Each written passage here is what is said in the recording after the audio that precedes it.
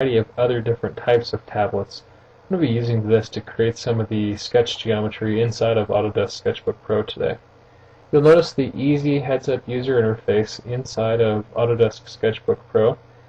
Sketchbook's going to allow me to create some conceptual designs, in this case, in this hotel room for furniture design that I'm working with here.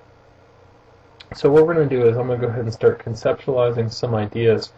Sketchbook Pro allows us to work in a layered format, so we can actually sit down and start to visualize, in this example, the plasma TV stand or the table that I want to design within this room constraint. Sketchbook Pro allows me to create, for example, this straight line geometry using a ruler. There's a variety of other different types of tools that allow me to create different types of ellipses and other geometry. Using keyboard shortcuts, I can do things like create straight line geometry, so I can very easily line up components and create these conceptual designs much faster than in maybe other paint or diagram tools from our competition.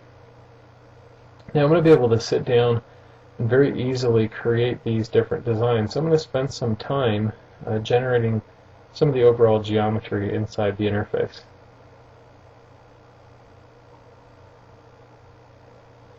Once I've completed, the overall shape of the piece of furniture that I'm designing for this room, I'm then going to go ahead and sit down and start creating some detail on the unit that I'm actually working the design for. So I'm going to go ahead and create some drawer layouts and different things this way within this room layout.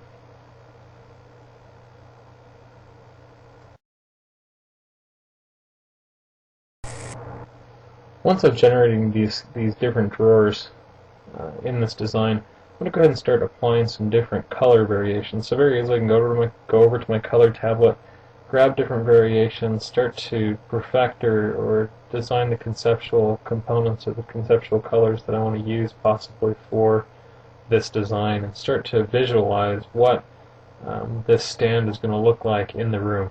So very quickly I can come up with multiple conceptual designs for this room layout. Now the nice thing is I'm working in a layered format, so I can turn off specified models or turn those back on.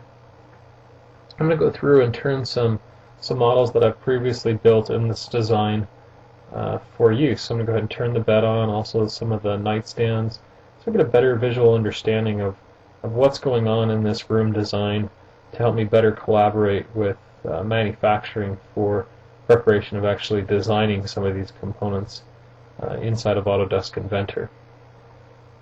I'm going to go ahead and create some additional detail as well. Maybe I want to put some of the wood floor models inside of this design so I get a better idea or understanding of what's going on. I have full ability to control the brush layout inside of Sketchbook Pro, so I get a better understanding and conceptual model of exactly what's going on. So I'm going to go ahead and just quickly generate some of these designs to represent some of the wood floors in this room, so I get a color depiction of exactly what's going on.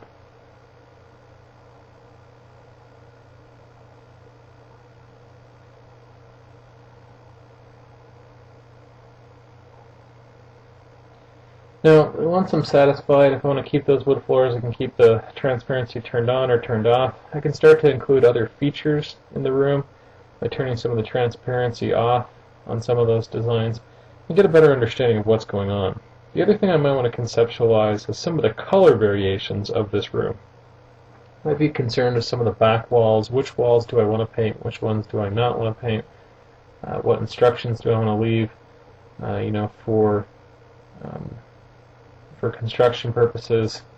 I can start to visualize these different colors and ideas and experience this room before it's real, so I'm not wasting time painting, repainting, and doing some of this work after the fact. I can do all this work up front. Maybe I want to paint this wall as well, but I get a perfect layout and integration of the furniture that I'm working with or designing inside this room and get a better understanding of what's going on.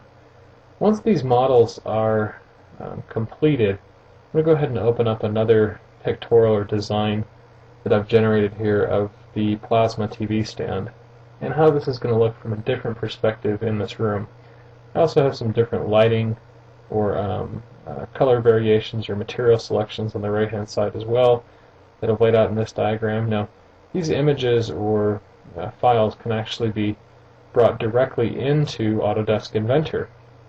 And inside of Autodesk Inventor I can take these two-dimensional sketches or layouts and start to integrate these with 3D design. So I can start to extrude or actually build the furniture as is, so I understand how this furniture is going to be designed in relation to the original two-dimensional conceptual sketches. So I'm not losing geometry or design characteristics within my model. I can turn off some of these sketch designs inside of Autodesk Inventor so they're not interfering with the rest of the actual three-dimensional as-built designs, and start to visualize what this table or TV stand is going to look like before actually building these products. So now I can collaborate tools like Autodesk Sketchbook Pro with Autodesk Inventor to truly experience my components before they're real.